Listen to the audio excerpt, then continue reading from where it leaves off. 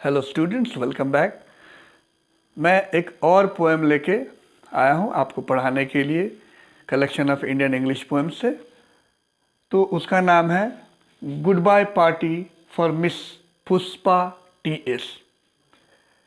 यह एक बेहतरीन कविता है और ये सटायर है। एक तरह से सटायर इस मामले में है कि जो भारत में जो अंग्रेजी बोलने और लिखने की जो परंपरा है और उसको विशेष जो जोर दिया जाता है, उस पर एक व्यंग्य है कि अंग्रेजी को लेकर कितनी ज़्यादा जद्दोजहद की जाती है और कितना उसको महत्व दिया जाता है, उस पर एक ये व्यंग्य है। तो it's a satirical poem written and composed by Nissim Ezekiel. ठीक है, और ये ब्लैंक वर्स में है। इसमें ना कोई रिदम है, ना कोई राइम है, ना कोई मीटर है। जैसे कोलोक्वियल बोलचाल की भाषा होती है और वो भी उटपटांग जिसको कहते हैं, जिसमें सुन के ही हंसी आए, मज़ा आए और हंसने को मन करे, तो ऐसे को कहते हैं वो ब्लैंक वर्स और सटायर। ये सटायरिकल पोएम है निसिम एज़ेकिएल के द्वारा। Goodbye party for miss Pushpa T S, यानी एक विदेश में रहने वाली महिला हैं जो NRI हैं और आज उनकी विदाई है, जा रही हैं फिर से विदेश में। तो अंग्रेजी का बोलबाला इतना है या उसको इतना ज़्यादा महत्व दिया गया है कि अंग्रेजी में बोलना शान समझी जाती है, भले वो टूटी हो, उटपटांग हो और बहुत ही बेकार हो, ऑकवर्ड हो, फिर भी शान समझी जाती है और लोग उस पर माइंड नहीं करते हैं कि कितनी गलती है। So this is a kind of satire, Indianism जिसको कहते हैं। स्ट्रक्चर हिंदी या फिर जो भी रीजनल लैंग्वेज है और जिस भाषा को हम बखूबी जानते हैं, उसमें थोड़ी सी भी त्रुटि होती है, गलती होती है, तो हम हंसने लगते हैं और बड़ा ऑकवर्ड फील होता है। लेकिन अंग्रेजी में ऐसी नहीं होती है बात, क्योंकि इस चीज़ को बहुत ज़्यादा महत्व दिया गया है और इसकी त्रुटियों को, इसके एरर्स को नहीं पकड़ा जाता है, ध्यान नहीं दिया जाता है। तो इसलिए शान शौकत की ये भाषा समझी जाती है, लिखने और बोलने में विशेषकर। तो उसको एक व्यंग्य के रूप में प्रस्तुत किया है निसिम एज़ेकिएल ने और एक टाइटल दिया goodbye party for miss Pushpa T S. तो मैं पढ़ता हूँ और उसको एक्सप्लेन करने की कोशिश करता हूँ। फ्रेंड्स, अब जब उनकी विदाई समारोह है जाने के लिए, तो एक एक लोग आकर उनके बारे में बोलते हैं और जनरली जब विदाई होती है तो उनके बारे में अच्छी ही बोली जाती है। और मिस पुष्पा टी.एस हैं, फ्रेंड्स आर डियर सिस्टर। अब इसमें अननेम्ड नरेटर है, जो भी अभिवादन कर रहा है या उनके बारे में बोल रहा है, उनकी प्रशंसा में बोल रहा है, वो अननेम्ड है, वो हिडन है, उसका नाम नहीं है। उन्होंने संबोधित किया कैसे? Friends our dear sister. अब उनको बहन करके संबोधित किया जा रहा है कि हमारी जो प्यारी बहन है। Is departing for foreign in 2-3 days। जैसे 2-3 दिन में हम हिंदी में कहते हैं ना कि ये 2-3 दिन में जा रहे हैं, जाने वाले हैं। तो ये इस अंग्रेजी की खासियत ये है कि हर चीज़ जो है वो प्रेजेंट प्रोग्रेसिव टेंस में बयां किया गया है, सिंपल प्रेजेंट की जगह या सिंपल पास्ट की जगह। तो our dear sister is departing for foreign in 2-3 days and, आगे है, एंड के बाद फिर अगला line, we are meeting today. अब यहाँ पर सिंपल पास्ट होना चाहिए या present perfect. We are assembled here, हम लोग यहाँ एकत्रित हुए हैं, तो उसकी जगह क्या है? We are meeting today in 2-3 days to wish her bon voyage. ये फ्रेंच वर्ड है, बोन वॉयज। हम अलविदा कहते हैं या हैप्पी जर्नी विश करते हैं, तो उसको हम फ्रेंच में बोन वॉयज कहते हैं। यू आर ऑल नोइंग, ये ऐसे ही सेंटेंस गलत है, ये सुन के ही हंसी आ रही। We all know simple present में होता है, लेकिन ये कहा गया है we are all knowing friends, यानी कहाँ सब्जेक्ट होगा, कहाँ ऑब्जेक्ट होगा, कौन सा टेंस जाएगा, उस सब का उटपटांग किया गया है। What sweetness, we are all knowing friends, what sweetness is in Miss Pushpa. हम सभी जान रहे हैं कि मिस पुष्पा में कौन सी मिठास है। I don't mean only external sweetness, but internal sweetness। सिर्फ बाह्य स्वीटनेस की ही बात नहीं, आंतरिक स्वीटनेस की। तो इसका लिटरल मीनिंग तो हास्यास्पद है, डीपर मीनिंग बिल्कुल कुछ और है। एम्बिग्यूअस, यानी ऐसे सेंटेंस का इस्तेमाल करना जिसका एम्बिग्यूअस मीनिंग है, द्विअर्थी, यानी दो अर्थ निकले, एक पॉजिटिव और एक negative. Miss Pushpa is smiling and smiling. अब अंग्रेजी में इसको ऐसे नहीं बोलेंगे, हिंदी में होते वो हंसती ही रहती है, तो अंग्रेजी हो सकता है शी कीप्स ऑन स्माइलिंग। तो इन्होंने लिखा Miss Pushpa is smiling and smiling even for no reason but simply because she is feeling. वो हंसती रहती हैं। अंग्रेजी कैसी है आप समझ रहे हैं, smiling and smiling but no for no reason but when because she is feeling. ये सारे एब्स्ट्रैक्ट नाउन हैं, ठीक है, और उसको हम आईएनजी नहीं लगाते हैं, कंटिन्यूअस में नहीं लिखते हैं। तो ये हाइट ऑफ सटायर है जिसको निसी म्यूजिकल ने बखूबी लिखा है कि कैसे यहाँ पर अंग्रेजी बोली जाती है और किस तरह से उसको लोग सुनते हैं। Miss Pushpa is smiling and smiling even for no reason but simply because she is feeling. ऐसे ही हंसती रहते हैं क्योंकि उनको हंसने का मन करता है। मिस पुष्पा, और दूसरी बात है कि रिपीटेशन ऑफ द नेम, उनके लिए कोई प्रोनाउन आना चाहिए, शी यूज होना चाहिए था। मिस पुष्पा के लिए कौन सा प्रोनाउन आया था, शी, लेकिन वो बार बार इसको कहते हैं मोनोटोनस। मोनोटोनस लग रहा है, शी के जगह बार बार नाम लेना। Miss Pushpa is coming from a very high family, she is from effluent family, from a reputed family, she comes from, ये होना चाहिए। लेकिन यहाँ पर देखिए miss Pushpa is coming from a very high family, her father was renowned advocate. यहाँ पर थोड़ा सा है कि उनके पिता जो थे वो एक बहुत ही प्रख्यात एडवोकेट थे, वकील थे।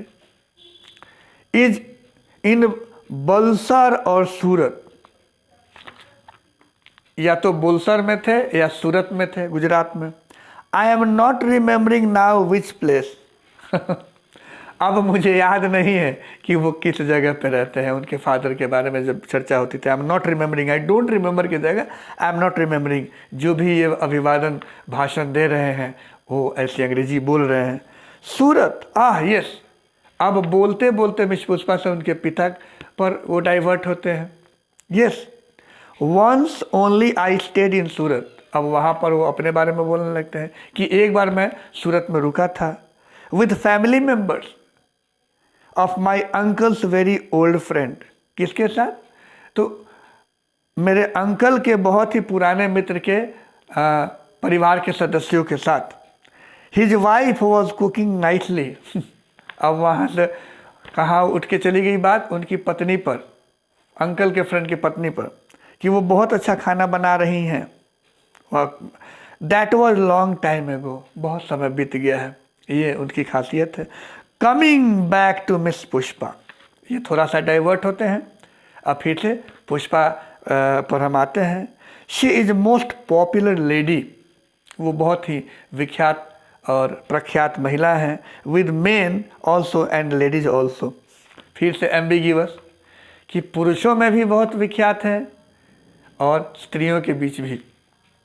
Whenever I asked her to do anything, जब भी मैं कभी उनसे कहता या कहती कुछ भी करने के लिए, she was saying just now only, तो हमेशा कहती just now only। जैसे आजकल जो अंग्रेजी मीडियम स्कूल्स होते हैं उसमें एक खास प्रचलन होती है अंग्रेजी बोलने की। What are you doing? तो उनमें वो लोग जवाब देंगे I am coming only। What is happening? I am writing only, I am eating only। ये ओनली जोड़ने की ये प्रचलन है और ये बकवास अंग्रेजी मानी जाती है, बेहद ही बेकार अंग्रेजी। लेकिन ये बखूबी खूब धड़ल्ले से यूजर्स, प्रिंसिपल्स, डायरेक्टर्स, स्टूडेंट्स सब बोलते हैं और सब स्वीकृत है। ये अंग्रेजी मीडियम स्कूल्स की एक लूप होल है, या यूँ कहें कि ये करिकुलम है, प्रचलन है कि अंग्रेजी बस बोलना है। और लोग आप देखिएगा कि कई बार फाइन लगाया जाता है पनिशमेंट के कि इसने 2 हिंदी शब्द बोले या 2 रीजनल शब्द बोल दिए तो इसलिए एक पर word ₹1 fine. This is mockery of the language, कि अपने ही देश में जो हमारी मातृभाषा है, जो हमारा राष्ट्रभाषा है, उसको बोलने के लिए हम पनिशमेंट देंगे, फाइन लगाएंगे क्योंकि अंग्रेजी नहीं बोला। इससे बड़ी हास्यास्पद, इससे बड़ी शर्म की बात नहीं हो सकती है। So I denounce and I condemn such methodology of schools that above all we talk about English medium schools. तो ये चीज़ है। बहरहाल फिर से वापस हम लोग आते हैं। Whenever I asked her to do anything, she was saying just now only. ये भी अंग्रेजी मीडियम स्कूल में बोली जाती है, just now only. I will do it, that is showing. और पता चलता है that is showing, इससे पता चलता है कि वो करेंगी। Good spirit, full stop. I am always appreciating the good spirit. और ऐसे मतलब जो हमेशा तत्पर रहे कोई काम करने के लिए, अटेंड करने के लिए, तो ऐसे को हम गुड स्पिरिट को हम अप्रिशिएट करते हैं। Pushpa Miss is never saying no. उनकी खासियत है कि वो किसी को भी ना नहीं कहती, काम करें या ना करें, हाँ जरूर करती। What ever I or anybody is asking. अंग्रेजी पता चल ही रहा है, चाहे उससे कोई भी काम कहने के लिए कह दिया जाए, कुछ भी अच्छा हो, बुरा हो, वल्गर हो, वटेवर, वो यस जरूर कहती। तो ये एम्बिग्यूटी है, इसी को कहते हैं द्विभाषी, द्विअर्थी, यानी दो अर्थ निकल के आए, एक पॉजिटिव और दूसरा नेगेटिव या vulgar. So whatever I or anybody is asking, she is always saying yes and today she is going. इनकी खासियत ये रही और आज ये जा रही हैं। To improve her prospects. अब टू इम्प्रूव हर प्रॉस्पेक्ट, यहाँ विदेश जा रही हैं ताकि वो वहाँ जाकर कामयाब हो, पैसे कमाएं। And we are wishing her bon voyage. और हम लोग उनको हैप्पी जर्नी आज बोल रहे हैं, यहाँ इकट्ठा हुए हैं। Now I ask other speakers to speak. अब मैं दूसरे वक्ता को इनवाइट करता हूँ या करती हूँ जो स्पीकर हो। Afterwards miss Pushpa will do the summing up. और सबके बोलने के बाद मिस पुष्पा जो जा रही हैं वो सम अप करेंगी, वो समापन करेंगी। This is a beautiful satire on the language English, the way people speak or write and the way it is treated in our country, especially in a regional state like Bihar or elsewhere. अंग्रेजी या कोई भाषा बेकार नहीं है, सब भाषा की उतनी ही महत्वाकांक्षा, उतनी ही महत्व है, लेकिन अपनी भाषा को दुत्कारना, उसको नीचा दिखाना, ये सरासर गलत और निंदनीय है। हमें सबसे पहले अपनी भाषा को बखूबी जाननी चाहिए, उसके बाद ही दूसरी भाषा को जानने का हमें मौका मिलना चाहिए। या यूँ कहें कि जब तक हम अपनी भाषा को बेहतर ढंग से नहीं जानेंगे, दूसरी किसी भाषा को हम कभी ढंग से नहीं समझ सकते हैं। हमेशा ख्याल रखिएगा कि जो व्यक्ति अपनी भाषा को जानता है वही व्यक्ति दूसरी भाषा को बेहतर जान पाता है। क्योंकि हमारा जो सपना होता है, सपने देखने की जो भाषा होती है वो हमारी अपनी भाषा होती है, हमारी मिट्टी की भाषा होती है, हमारी रीजनल लैंग्वेज होती है या फिर हमारी मातृभाषा होती है। हम इंडियन हैं तो यहाँ रह के हम सपने अंग्रेजी में नहीं देख सकते हैं, और जो हमारी भाषा सपने की भाषा नहीं है वो हमारी भाषा हो ही नहीं सकती है। हमारी भाषा बिल्कुल होगी, अंग्रेजी हमारी भाषा होगी कब? जब हमारी अपनी मातृभाषा हमारी है, उसके बारे में हम बहुत बढ़िया से जानते हैं, बहुत अच्छा बोलना जानते हैं, बहुत अच्छी प्रस्तुतिकरण जानते हैं, तभी हम अच्छी अंग्रेजी जान सकते हैं।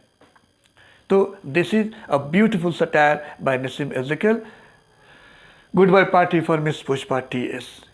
Thank you very much. Keep on watching, subscribing our channel. Thank you.